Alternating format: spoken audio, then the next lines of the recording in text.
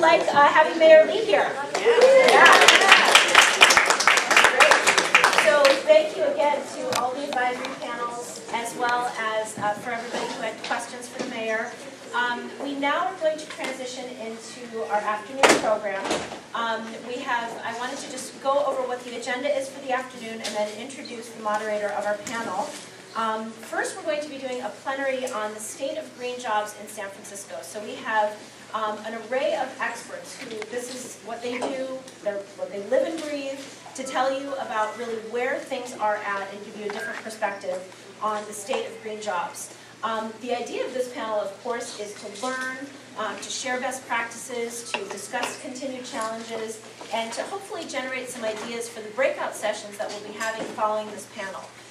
We do have a couple of topics that we've already identified for the panels based on people's input when they registered for the forum today. So I wanted to let you know what those two panels are so you can start thinking about it. The first panel is on sharing best practices on engaging the business community in hiring for green jobs and in the green economy. So best practices around engaging the business community, that is the first panel. And the second panel is around policy. A lot of people who registered for the forum were interested in discussing what additional policies can we put in place locally that will either inspire job creation, provide additional incentives for employers to hire from workforce development programs, whatever those policies may be, that was interested in having a policy discussion. So we do want to also find a couple of other topics from this group, either that come out of this panel or that you have top of mind following this morning's discussion in the panel. So just wanted to plant that seed. We'll have the panel and then have a quick break and then go into the breakout sessions. So it's my pleasure to introduce our panelist, Aimee Allison. She is the publisher of OaklandScene.com and leads Roots Action, which is an online political advocacy group. She hosted the KPFA Morning Show and Comcast Newsmakers on CNN and is a frequent guest on Link TV and KQED. She's a Women's Media Center Fellow and graduate of Stanford University, and she authored Army of None in 2007. So please help me in welcoming our moderator, Aimee.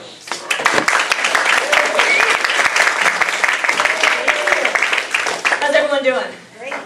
Awesome. So we have this panel because you notice that some people left because being there when the mayor is there is important, but actually doing the work is important too.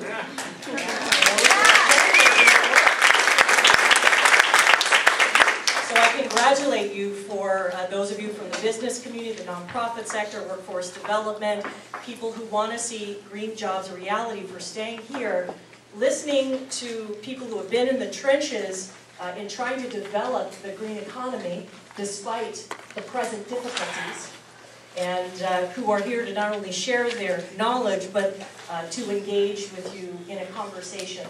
The plenary session will last about an hour, and then you're going to go into these work groups where hopefully you'll be in groups of people who come from perspectives who are interested in coming up with solutions for the city and county of San Francisco. I think we can all, after the morning's presentation, say no one's going to come from Washington, D.C. or from Sacramento to save us, and it's really very inspiring to see San Franciscans come together to save ourselves, and I thank you very much for being here. It's my honor. Let me introduce our panelists today. Some of the bios are in your program, and some are not, but first, Tracey Grose, who's here on my left, your right, Vice President and Director of Research and Strategic Development for Collaborative Economics. Her report, Many Shades of Green, she's going to share some of the key learnings from and give a presentation. Really excited to hear from Tracey. Welcome. A little round of applause.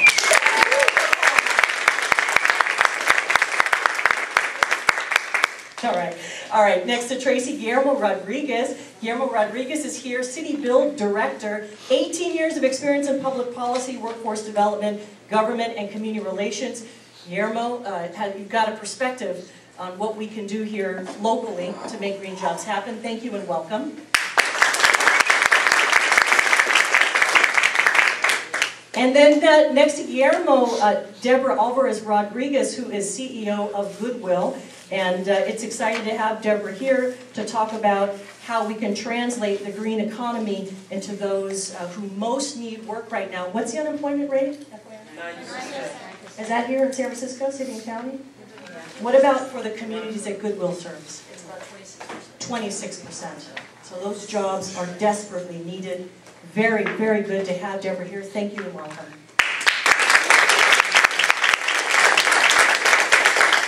And then finally we'll hear from Danny Kennedy, who is founder of Sungevity, and that's based in Oakland and does quite a bit of business for the city and county of, with the city and county of San Francisco. I have to say my mom just put solar panels on her house in Antioch, which has a lot of sun, and she got a rebate. And Danny's one of the people responsible as a Greenpeace activist who led a campaign that helped to bring key solar installation rebates to the state of California and my mom. So thank you. Welcome, Danny. So we'll hear from each of the panelists, and we'll have an opportunity to have a group discussion for you to ask your questions. So take notes, and let's begin by welcoming Tracey Grose. Thanks so much. It's truly a pleasure to be here. I work all over the country, I work in parts of Europe, and it's such a pleasure to be someplace where I don't have to argue the merits of climate science, first of all. I mean, they get it in Europe. That's certainly not the problem. However, the other side is, I just spoke at London School of Economics, and students there were getting suspicious of anything that possibly could generate revenue. So anyway, there's always a spectrum. So my name is Tracey Grose. I'm here with Collaborative Economics, and I'm here on behalf of Next 10. Next 10 is a California-based nonprofit founded by Noel Perry, and the belief is that when Californians are better informed of the issues, whether it's the budget, the state budget, or climate issues, then Californians will make good decisions for the long term. So on behalf of Next 10, we've produced over the last several years the annual California Green Innovation Index. And this document, this is now on the 4th edition, examines the intersection of the economy and the environment, dispelling the myth that it is a choice between one or the other. California has been proving this since the 1970s, since the first oil crisis, that it is not simply, that is a false choice. That you can do much for your economy by implementing things such as building efficiency standards, compliance efficiency standards, creating new markets, creating new jobs, and creating new value. We're now in the 3rd edition of Many Shades of Green, also on behalf of Next 10, and this looks at the detailed business and employment growth in California's green economy. So, let's begin. California's economy is in transition. There are many formidable external forces that are driving this change. First of all, the rapid economic growth taking place now in China and in other places of Asia, in Brazil, are driving up the prices for all natural resources. So that's energy. It's also fresh water. It's also building supplies and such. Add to that global population growth. And then, of course, there's climate change. All of these things are creating not only rising prices for natural resources, but also increasing price volatility. And as a household, as a business, as a public entity, when we're faced with rising prices and rising price volatility, what do? We seek alternatives. And we look for new ways of doing things. And entrepreneurs see opportunity. And this is where the economic growth comes in, and the job growth. So let's begin with explaining how we see the green economy. The green economy is a multifaceted thing. And when we talk about the green economy, we talk about different aspects of it. First of all, I don't know if you can see that very well, we talk about the core green economy. The core green economy consists of the businesses that provide the products and services that enable us to leverage clean energy sources, that enable us to conserve all natural resources, including energy, and help us reduce and repurpose waste. But that's only part of the story. There's a much larger population of actors in what we call the adaptive green economy. And this consists of businesses, but also households, public entities, nonprofits, that faced with these changes, these rising prices, rising volatility, are re-examining how they do things. They're re-examining the inputs that they use in order to, well, first of all, buffer against price fluctuations, to buffer themselves financially, but also to reconsider the whole product life cycle, to consider their own negative environmental impacts in their communities. So some of these businesses, some of the businesses in this population are businesses that are founded on principles of sustainability, like Tom's of Green toothpaste, method cleaning products, and so on. But a much larger population of the businesses in this population are companies like Walmart, FedEx, Staples. These are huge corporate players that are not only looking internally, they're working with their entire networks of suppliers, encouraging them to get on the same path towards sustainability, re-examining their inputs, re-examining their processes. This not only reduces negative environmental impacts, it improves the bottom line. In the end, if you can do more with less energy, fewer inputs, whatever, you're more productive. You're boosting your productivity, you're boosting your competitiveness. I'd like to use an analogy with the IT industry here. So 30 years ago, we're talking about the growth of the computer industry. We thought everyone was going to become a software programmer or hardware developer, hardware engineer. But in reality, the job growth was much greater, not in the production of those IT products, which would be essentially here, but in the use of them. As that technology infiltrated the entire economy, that's where the greatest growth was. We didn't all become software developers and hardware engineers. So as these forces of change keep driving changes here at home, and as innovative and enlightened communities like San Francisco and certainly California has been pioneering in policy, the core green economy will grow, and the adaptive green economy will grow. But I have to say something about this group here, the rest of the economy. These folks who cling to business as usual will eventually be priced out of that option, either through regulatory developments or just the realities of global markets. They will eventually move into the adaptive green economy or go the way of the dinosaurs. So just to sum up, the core green economy is about what is produced and provided. So sure, solar installers, this is part of the story, but it's a very small part of the story. The adaptive green economy is about how things are produced and provided. So, interesting thing. So we've done this, I'm down to 3 minutes, just started. So, zero in on the most essential points. Throughout our work in California and across the country, we provided the analysis that underlied the Pew Charitable Trust report on the clean energy economy, state-by-state analysis. Almost everywhere we've done this analysis, the green economy is growing at a faster pace than the economy as a whole.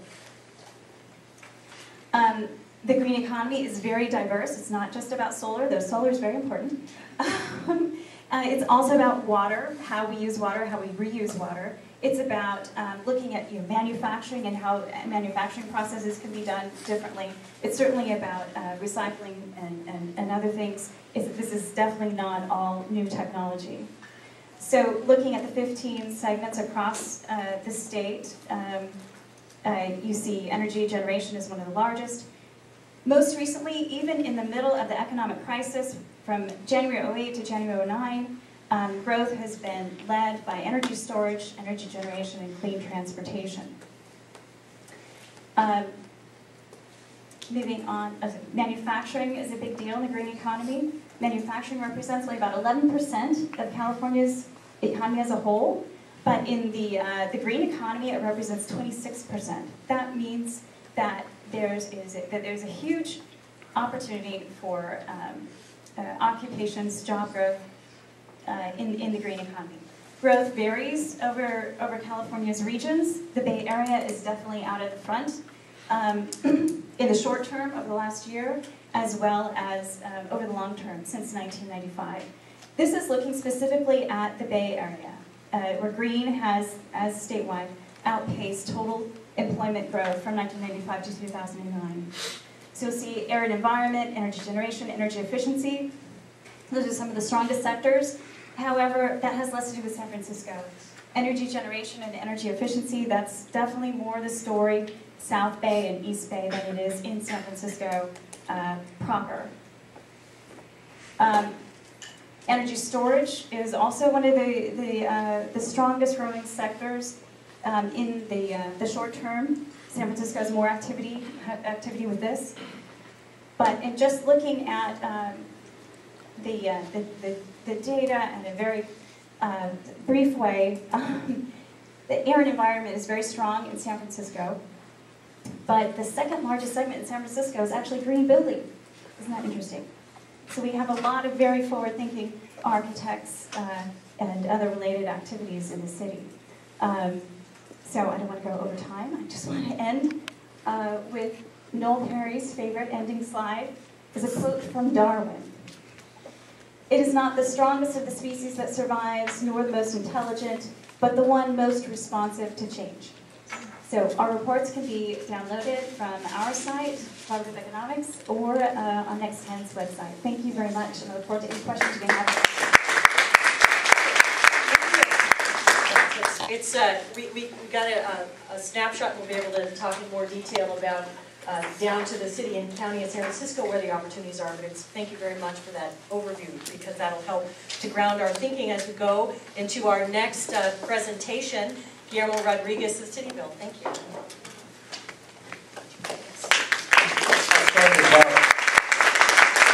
I thought I'd share a couple of key themes to help the conversation and maybe even the breakout sessions. Kind of talk a little bit about the challenges of the green jobs movement, the economy, kind of what San Francisco has done, and be quite specific about San Francisco and what all we're trying to accomplish. I'd like to do, before I start, I do want to acknowledge that part of the Office of Economic and Workforce Development, it's a team effort and engaged, and we have some of our folks here that I did want to acknowledge who are instrumental in keeping all of our training programs and activities engaged. I may be standing up here, but if it wasn't for Jeanette Howell and John Helpin from MOEWD, none of our programs and activities would be working, so I did want to acknowledge them and all their great help. So just 3 quick topics I wanted to touch base on, kind of challenge us to think about. The first I want to touch on is kind of environmental justice, workforce, and the green economy, and talk about what some of those challenges mean for us. Next I wanted to kind of just touch on market transformation through public policy and kind of the green jobs component associated with those efforts. And then finally kind of just touch on what have we done so far, what are the lessons learned, and where we're going to go from here. So I think we'll start off with the environmental justice, workforce, and the green economy. Well, from a workforce training perspective, a green jobs perspective, if you remember all of the debate that was going on several years ago about green jobs is going to solve all these ills, it's the silver bullet for many communities, it was a really driving force in the environmental justice movement, that so many opportunities had come and gone and left certain segments of California, this country's population, behind, and that green jobs, if we structure it right, if we're smart, if we're really, really smart, we can target these green job opportunities for our economically disadvantaged, our environmental justice organizations that have long been forgotten. Well, frankly, when you think about that, that's a tall, monumental undertaking to pick up and think about some of the constituencies that may have multiple barriers to employment. We'll hear Goodwill talk about some of these challenges. You know, it may be a language issue, it may be an education issue, it may be an access to jobs issue, it may be lots of other things.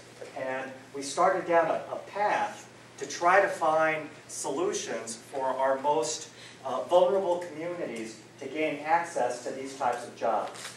And if you think about, just even looking briefly at the high-level slides from collaborative economics, you know, we're talking about the growth and opportunities in the green job area is, you know, high knowledge sector employment, primarily in some areas. Entrepreneurship, it is research and development. You know, certainly Method, who's headquartered here in San Francisco, they're hiring chemists, they're rethinking, you know, products and services out there. Certainly going up on someone's rooftop or a building's rooftop all requires certain skills. And we were looking at least in San Francisco, we challenged ourselves to try to make a linkage between our economically disadvantaged communities and those jobs. And that's a monumental undertaking. It's huge. I congratulate all of us for trying to do that and keeping that going forward, but it's a challenge. When we think about, we thought there was going to be tons of money coming down because of AB 32 and all the changes in policy that was going to create.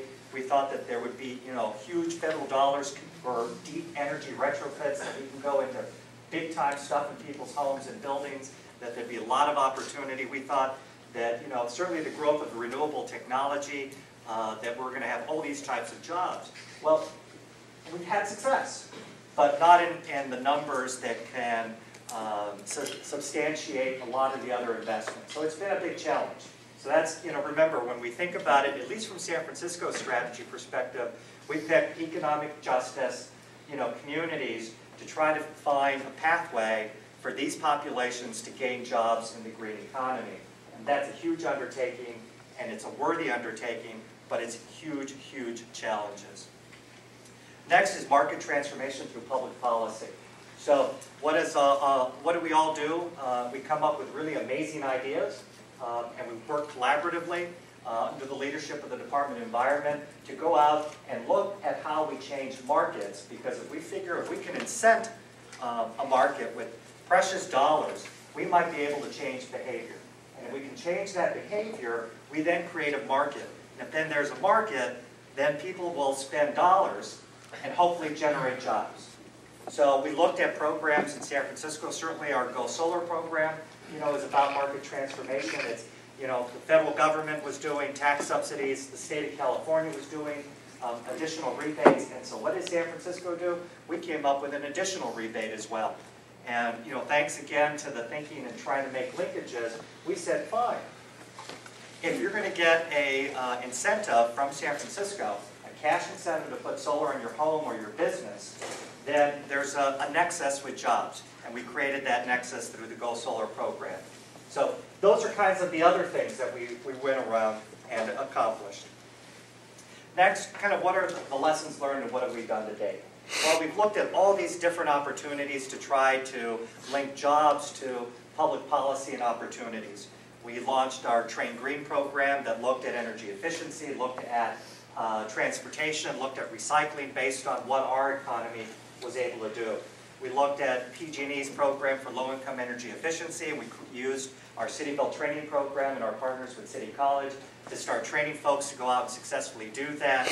We looked at, you know, certainly the Go Solar program. We've expanded it so it's not just the folks that are climbing up on a roof to install, but all those back office operations jobs. So we've tried all these different things, and there's been some lessons that we've learned. Really quickly, the first lesson that I think we learned is we have to manage expectations. There's not a million jobs tomorrow. We've got to manage expectations as we continue to try to move through this. Second, it's hard. It's really hard. It's not easy what we're trying to do, what all of you are trying to do. The third thing we learned is we got to keep job creation central to discussions around environmental policy. Got to keep that as a focus point as we continue to think about that. And then just last, because yes, it's hard, yes, it's difficult, maybe the numbers aren't as great as we would like them to be, but at the end of the day, we've got to keep faith that this effort that we're all trying to do is going to come together and we're going to accomplish this. So So those were the challenges I wanted to share with folks.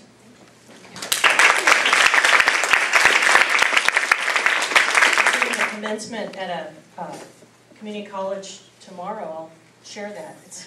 I know there's no jobs, but have faith. I know it's hard. All right, we continue. This is wonderful. Thank you, Guillermo. And we're going to go on to hear from Deborah Alvarez, Goodwill. Thank you so much. Thank you very much for giving me this opportunity to listen and learn, because that's really what this is about. I always have to give an explanation to what Goodwill does, because most people think the only thing we do is collect clothing and sell it. Right? So how many of you think, okay. And yes, we do collect clothing and collect goods and we sell it, but people don't understand why we do this, okay? And the reason we do this is that at the very core of everything we do is about how do we help transform lives and create market-ready talent, and how do we create actual jobs that can shift the lives of people in poverty. In poverty, in deep poverty. Our mission statement is really simple. We create solutions to poverty through the businesses we operate. So what that means is we are a social enterprise.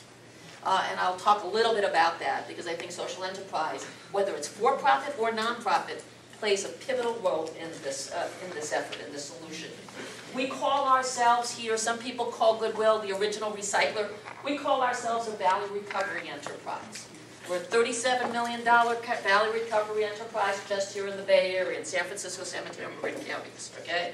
And what we mean by that, and what I mean by that, is that we are committed to maximizing the value of all goods and all people. Maximizing the value of all goods and all people, and we want to minimize waste. And that includes products, but it also includes what we see are the number and the magnitude of wasted lives, because people have lost hope, they've lost opportunity, they've lost a sense of their own ability to influence and direct their lives. And you cannot disconnect those two things. And so that's what we say we're about here. You know, it's really interesting. So when you see why we're doing this, and if you happen to walk into one of our stores or happen to come into one of our recycling facilities or donation sites, I guarantee you that probably about close to about 30 to 40% of the people that you're interacting with have interfaced with the criminal justice system. We're in our programs. Overall now, our workforce, which is about 700 strong, which is including permanent employees and transitional employees, about 50%, close to 50%, have interfaced with the criminal justice system. Okay? And think about that. Think about what the options are for you in the state of California if you have a felony conviction. You cannot be a barber in this state. You cannot get a barber's license in this state, okay, if you have a felony conviction. So think about the magnitude about that. So that's what we do. We are about creating market-ready talent. We're about transforming lives. And we're about creating market opportunities. In 2009-10, we, just so you can sort of get a sense of magnitude of what is possible, because most people don't think of retail as a green job. And I am about to dispel that notion. Okay? At the core of everything we do, is around really changing the dynamics, really looking at how do we extend product life. That is our retail model. How do we extend product life? 7 years ago, we brought the Lovins in from the Rocky Mountain Institute to do some work with us, okay, around what are the life cycle of products out there. Now, do you know, this was 7 years ago. The average life cycle first-time use of a product was 7 years ago?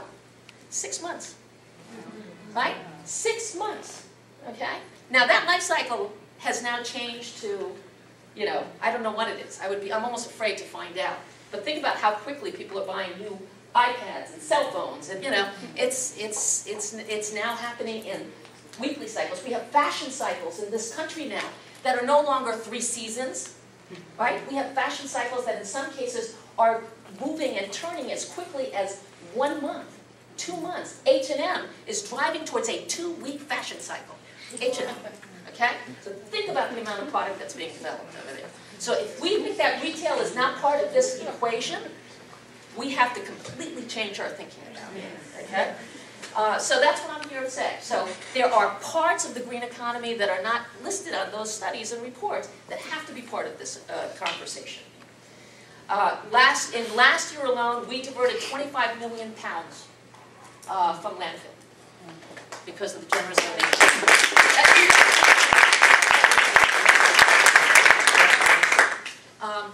We also have really been pushing to understand why purchasing and engaging in used products is really an important part of the overall economy and the overall solution. So I ask all of you to look inside your closets and figure out what you're going to donate and get rid of.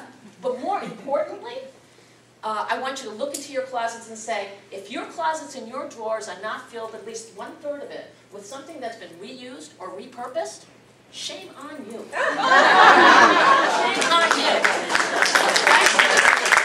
I love my shoes. Okay? And if you go onto our e-commerce website, you can get a pair of Jimmy Choo shoes for a very reasonable price. So let me talk a little bit about the challenges here, okay? Because particularly for the population we serve, right, which is the folks in the bottom economic quartile, individuals with very low literacy, very low numeracy skills, individuals with little to no post-secondary credentials or education. That's who we are very committed to in our center. When we have, and we've been a very wonderful partner with the Department of Environment and Department of Workforce Development and Economic Development. But, you know, a lot of the jobs we're talking about, your basic jobs, actually require a 7th grade reading level, just for the basic jobs. Now, the average literacy level for a lot of Goodwillers is, when they come in, it's 3 to 5th grade, okay? And so thinking about what are those on-ramp opportunities that need to be done to be able to create these pipelines is critical. I'm down to 30 seconds, my time is up. So when we think about the challenges, we have to think about what are the educational obstacles that are getting in the way, okay? And how do we build that, that collaboration? What are the actual jobs? I think Guillermo said it perfectly, so I'm not going to repeat everything that Guillermo said. Amen, right? But what do we do? And the fact that we have to understand that the nonprofit sector is not just about advocacy and service programs, it is a job creator. And so how do we leverage that job creation opportunity from the nonprofits? So in closing, the only thing I do want to say is this. To go fast, go it alone. To go far, you have to go together. Yeah. Woo!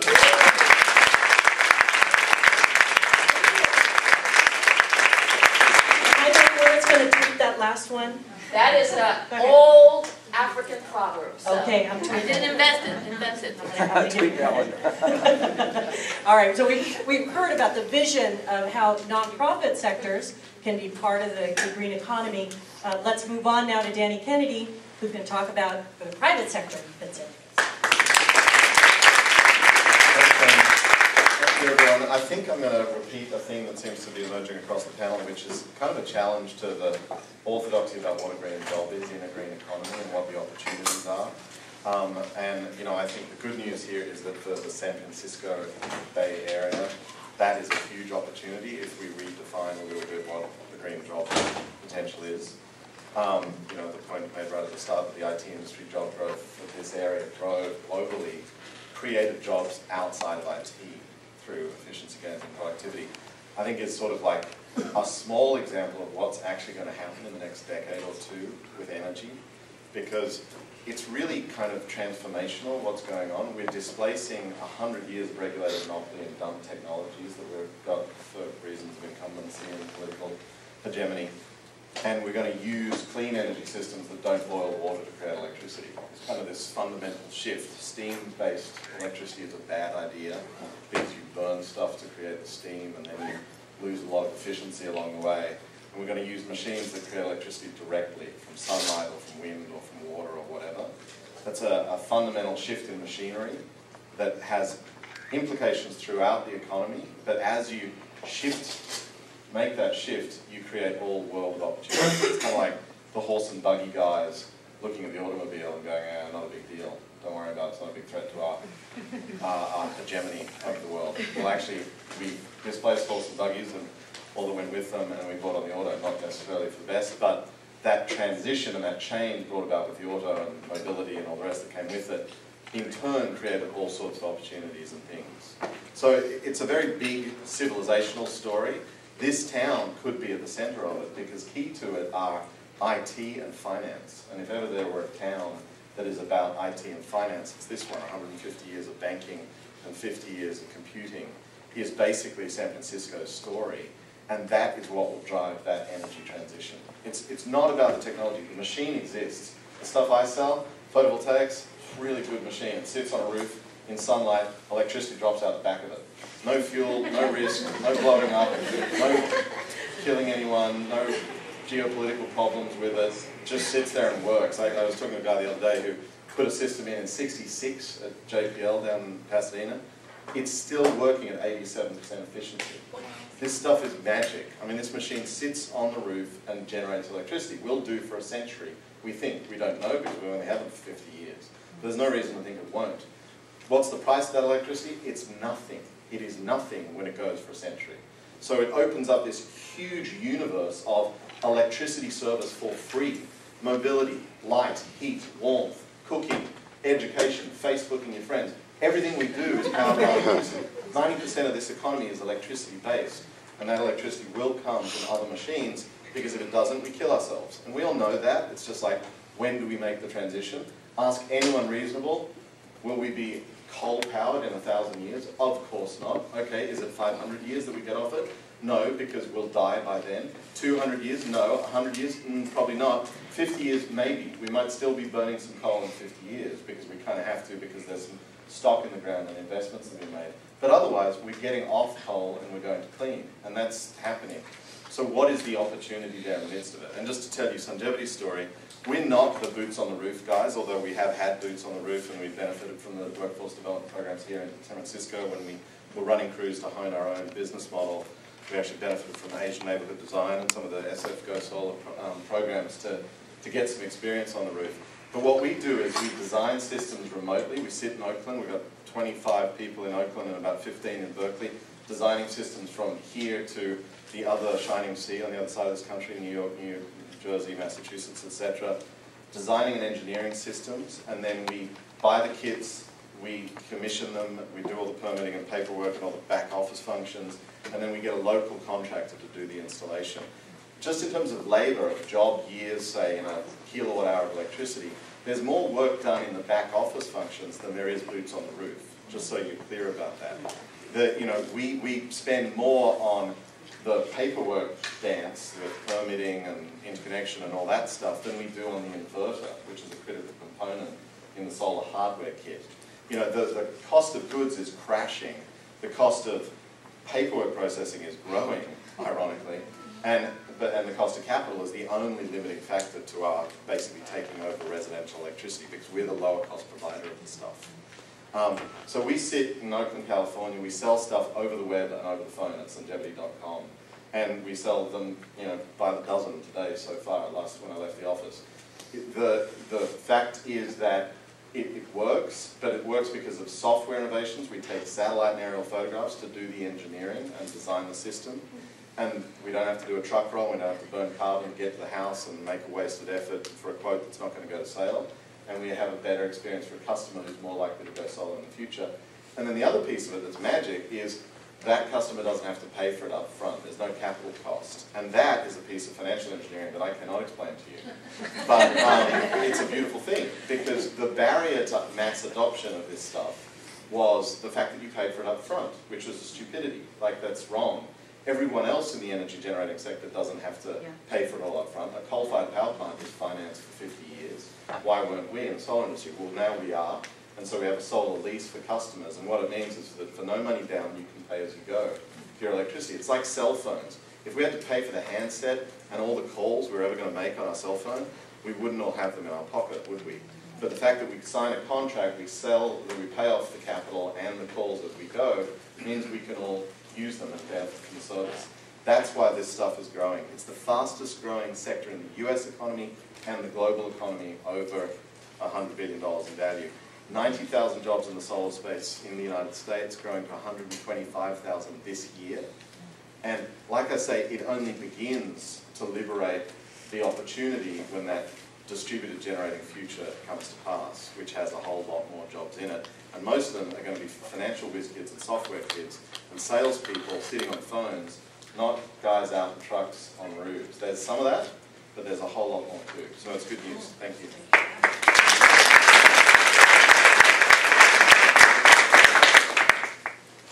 That was awesome. Thank you. Okay, so now you've heard 4 takes on the green economy, where we are. And let's have a conversation about what that means. What does that mean about where we are, where you sit, the challenges that you've been facing, the questions you have about these sectors, and where to go from here, particularly around locally, City and County of San Francisco. I'll start it off, but I also encourage you to get your questions ready. I want to ask from one or more of the panelists, Guillermo already shared some of the best practices. What do we know right now? What have we learned in the last couple of years? The talk about green economy sort of went down, but the actual work, as was evidenced by Danny's talk, is actually increasing. What are the lessons learned that we can apply locally? And any one of you want to take that on? Yeah. Thanks. First of all, I feel for the folks. Rhonda was talking about it earlier, and certainly Guillermo. I'm working with the Department of Labor and offering technical assistance to workforce people and teams across the United States, and everyone's saying the same thing. Well, where are these green jobs? And you have to keep in mind there's huge financial crisis that hit, and gutting the PACE program nationally was not helpful. But just a few words of encouragement. What we're seeing in the research we're doing is that across these 15 segments, I mean, looking at the core green economy as we do, and considering also all the activities in the adaptive green economy, there's a huge array of opportunities, from PhD scientists to technicians and everyone in between. Another thing to keep in mind is, when you're wondering, and I think it sounds like San Francisco is doing a good job of that, when you're wondering, well, where are the jobs? Well, you need to go talk to employers. So that may sound like a no-brainer here, but to a lot of folks that is new, challenging territory to go out and talk to business. And when you talk to business, you find out, well, what are the challenges to you hiring more people? Where are the opportunities for growing markets? And then talking about aligning interests, and it sounds like, again, San Francisco is doing a very good job of aligning environmental policy with workforce goals, and that is fantastic. Yeah, I mean, I think focusing on what we've learned that's worked. First of all, understanding that and putting in place not just sort of the technical vocational skills, but the other kinds of basic learning and education skills are absolutely critical, okay? You heard, customer service and paperwork. If you cannot read, you cannot do this, okay? And so we sort of, I think, forgot that piece of it, okay? And so we need to be able to build the capabilities of bringing in and having those basic skills, that kind of basic skill support there. And adults learn differently from children, and so we need to do it in a contextual environment. We need to do it in the context. And so one of the things we do know is that the opportunity and utilizing transitional employment opportunities, transitional jobs, internships, and other kinds of things work very well. Interestingly enough, the single biggest thing that's being gutted are any wages related to transitional employment. Right? In the federal government, we just submitted a bunch of proposals, and we just got word that everything related to transitional wages has just been eliminated from that option. Okay? And so people need to understand and learn. People learn in a contextual environment. Adults learn in a contextual environment. And if we care about disenfranchised and marginalized communities, these men and women actually need wages. And not just because they need the money, but they need to understand how the dynamics change when you do something and you create value for the company, and in turn the company creates value for you. It's a very different thing than getting a stipend. Very different mindset. And so those are a couple of examples of things that we know work, and there's a lot more than that. But things that we know work, and federal, local, and state policy is going in a sort of a diametrically opposed direction. So Harvard just released its Pathways to Prosperity study. right? And talking about the absolute need for post-secondary education, not college, necessarily 4-year college, but post-secondary stackable credentials and stuff, and the importance of having partnerships with the community college system and really looking at vocational training and apprenticeship and all those things, okay?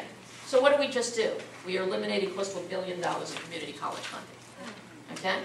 So we have to come to some terms around this, because otherwise, you know, we are in a collision course, and we're not going to get the green economy or any other economy off the ground if we don't address this. So, to the gentleman that talked about being in part of the investor community, we need to really continue to look and say, what are the creative ways?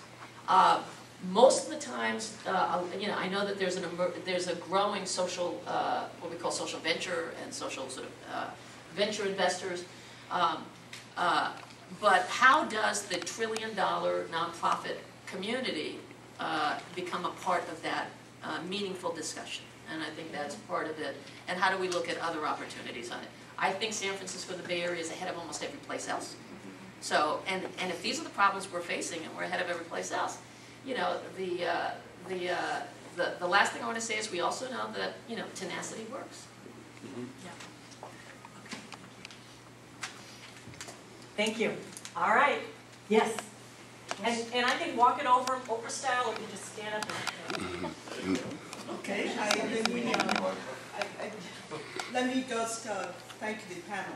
I think that you have a very impressive, distinguished, panel. Do you all believe that? I'm going to accentuate on Goodwill. I'm sitting here and also working in the community with Guillermo and some of the folks out there that cannot be a change in the economy unless we dedicate the capital to the goodwills of the world. And the part of the community that I represent, unemployed, disadvantaged, how are you going to employ them? Where are they going to get the training if they're not going to Stanford University, which we know that they're not going to go?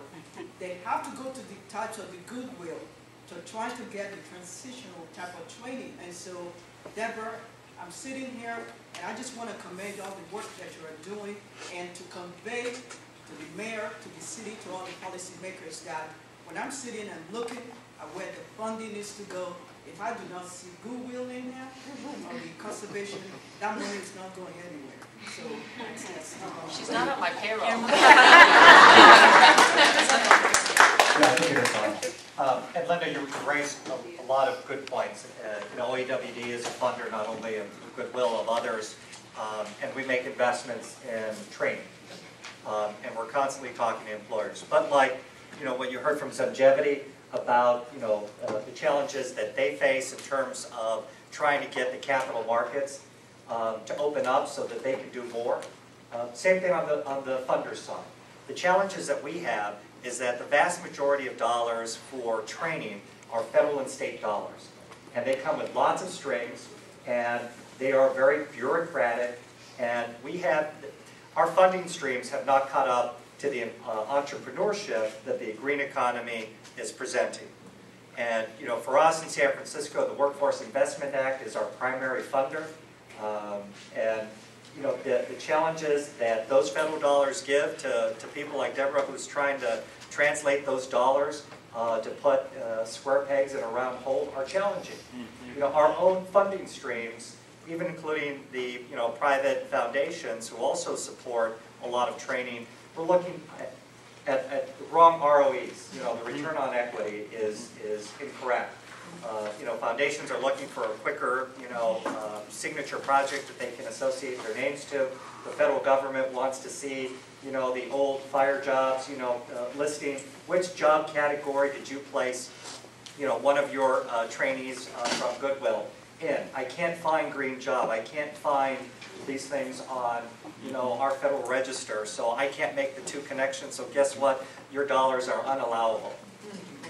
And so I think as we begin to look at other challenges, as we're being creative around environmental policy, it's also about doing the cleanup work that's necessary around the training dollars and thinking about, our Department of Labor and, our state EDD, where we're getting a lot of these dollars and then trying to kind of transition them out are challenges that we equally have to pick up and change if we're going to make the kind of investments that we need to generate the jobs, the training that's necessary for folks to get jobs. Yeah. Can I just sort of, I think you can hear me on this, just piggyback off of this, which is, first of all, there are so many other nonprofits out there and other partners, nonprofit and for-profit partners, that have to be part of this equation. So it really is. If we don't have the folks on the front lines doing the mental health counseling and the substance abuse counseling and all those other things that's not what we do, then we don't have the stabilizing factors that make it possible. So it really is, it's more complicated than just sort of going, it's this solution or that solution. You know, this morning, we were in a meeting with my board members, right, and we said, okay, we have to create more jobs, and we have to add 250 transitional employment slots to Goodwill, okay? 250. When I first got to Goodwill, we had about 200 slots. We're down to 83, okay? But what does that mean? Okay, 250 transitional employment slots, it's going to cost about $4.8 million, okay? And that's not one time. That's an ongoing expense, okay?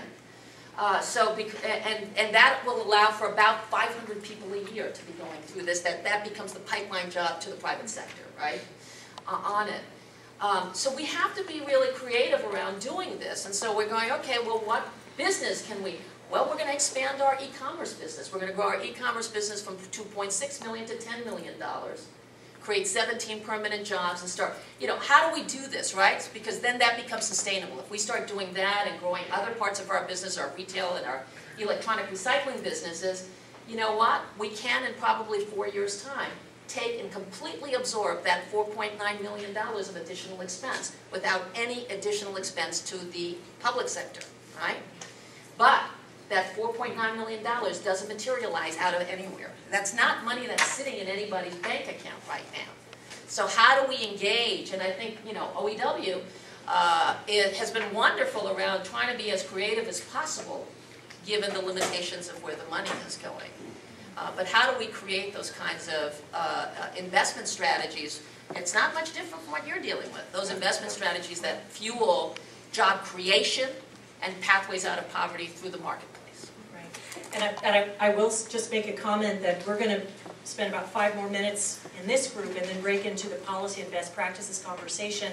I encourage you to think about ways that, we'll do 10 minutes. There's more questions. There's more questions. Yeah. 10 minutes. Yeah. Okay. All right. So we'll do 10 more minutes. But in terms of policy, government still is a partner.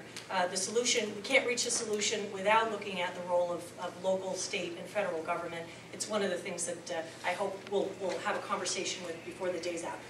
Beth. I'm with the San Francisco Emerald Cities Collaborative, and I'm very happy to just be here and engage with this discussion.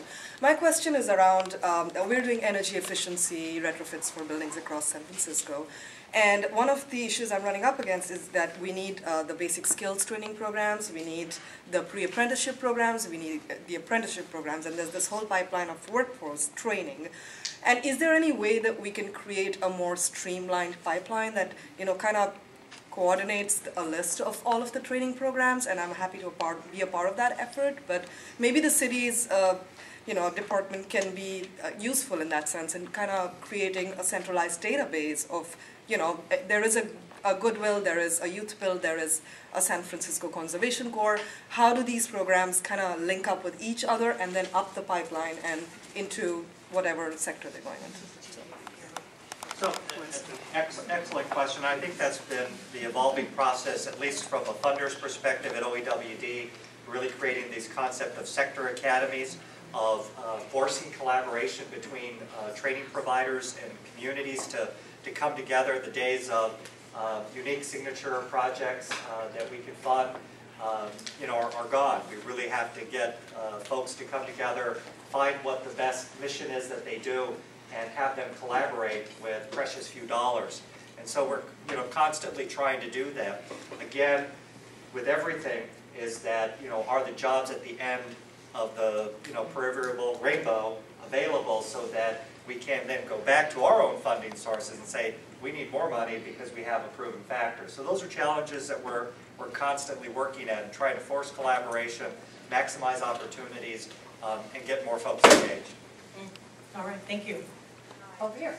I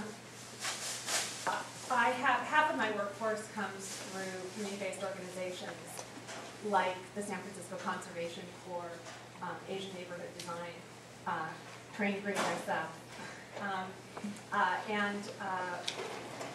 It's been, we've had over 85% retention rate over the course of the last 2 years. It is, and this has been done, the catalyst for this was Go Solar SF. And the catalyst, but one of the things that has frustrated me over the course of this is that it really hasn't generated the number of jobs that one would hope.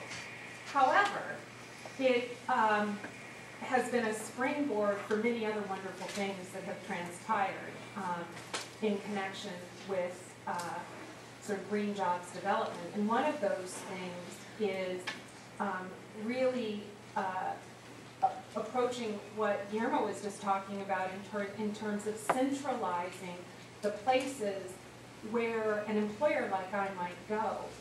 Really, before Go Solar SF, there were literally dozens of community-based organizations that worked with at-risk young adults. Our population, right, for installing solar panels and working in the back office. It is impossible for a small business, or even a large business, to be able to build and collaborate and have decent relationships with people across that broad breadth. What I was saying about the transformational part of Go Solar SF is that we started as white college student installers that I'd lose to graduate school through Stanford atmosphere programs. And now I have a workforce that reflects the diversity of San Francisco. That, to me, means that I now have bench strength. People who, 5, 10 years from now are going to be leaders in solar in San Francisco. That very much differently, it reflects a very different population than who would have been there earlier. And I think that that's an attenuate benefit that doesn't really get looked at. The other thing is that it was those young men and women that came through Go Solar SF that were training 100 volunteers, and I have to say, that is phenomenal. Yay. Thank you.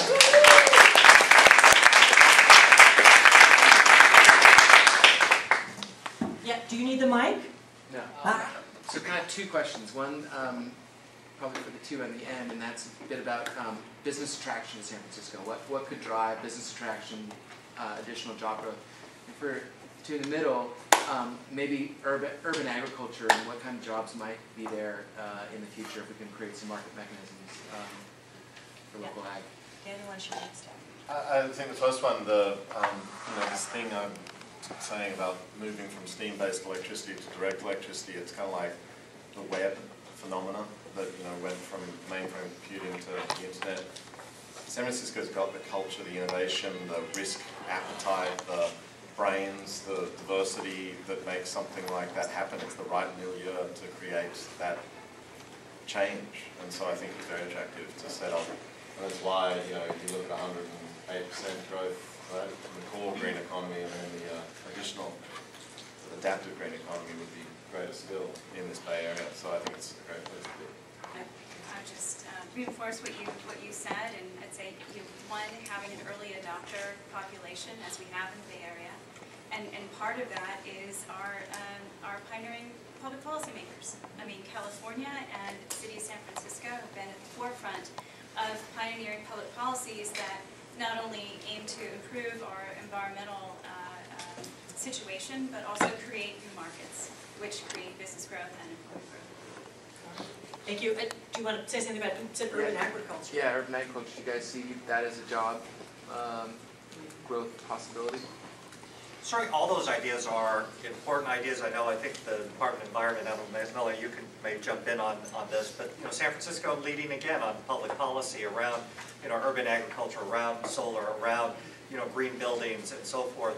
And again, it's the lesson learned. It's always looking at these public policy and keeping the lens of workforce and job creation as part of those discussions. And I don't know if Melanie wants to talk a bit about what San Francisco is doing in the urban agricultural policy discussion. But again, we're thinking about it. We're on top of some of these things. Sometimes the ideas need to generate more in order to see if there is a marketplace. But I do think that there are folks ready, willing, and able to jump in. And I'll just add to, I mean, I think the whole idea of urban agriculture is an excellent example of where we actually could tweak local policy to actually open markets, where, you know, there was just a zoning, a code that was just changed that basically allows for local urban farmers to sell their produce more easily than before, which, you know, kind of creates a whole new market in the urban agriculture world for San Francisco. So, you know, those are the types of things that at the department we can look at policy changes that create jobs in open markets. And I don't know if Mei Ling is here. Yeah. No, we're going to have one more question, gentlemen in the back. I'm Devin with the Department of Environment, and I was actually going to ask Debbie, we funded an innovative program for Goodwill to get old books and CDs and DVDs in the marketplace as used more quickly. Correct.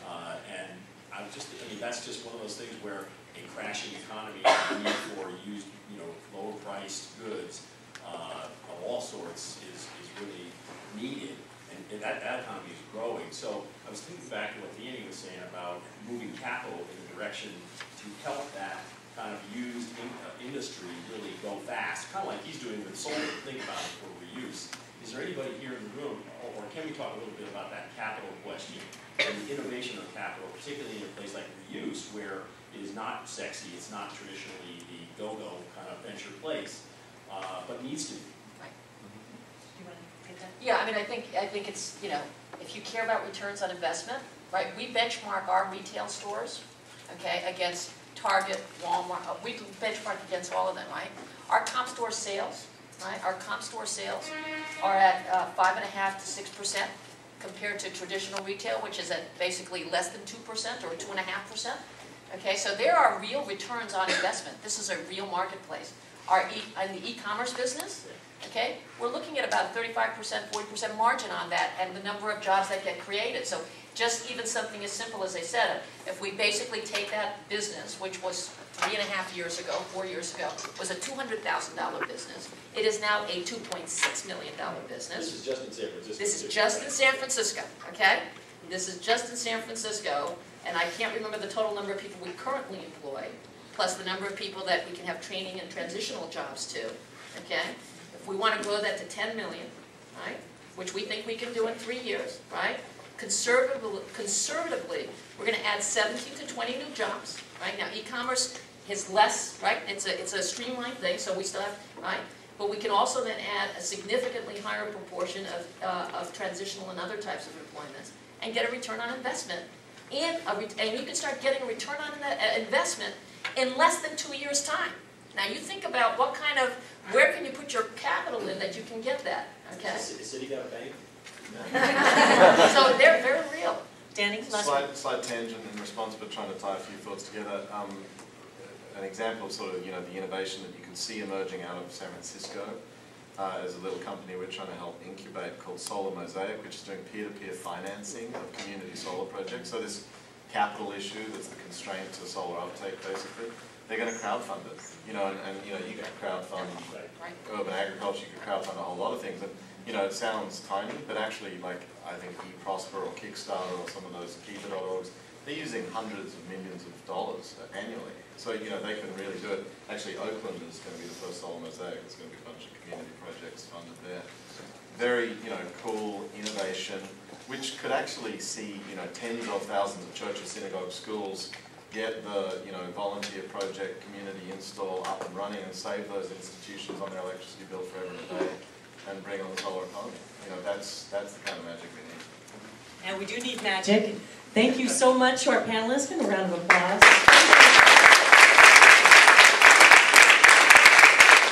It's been my pleasure to be part of it. We appreciate it. We want to continue the conversation. May I hand the mic back over to Melanie for the next steps. Great.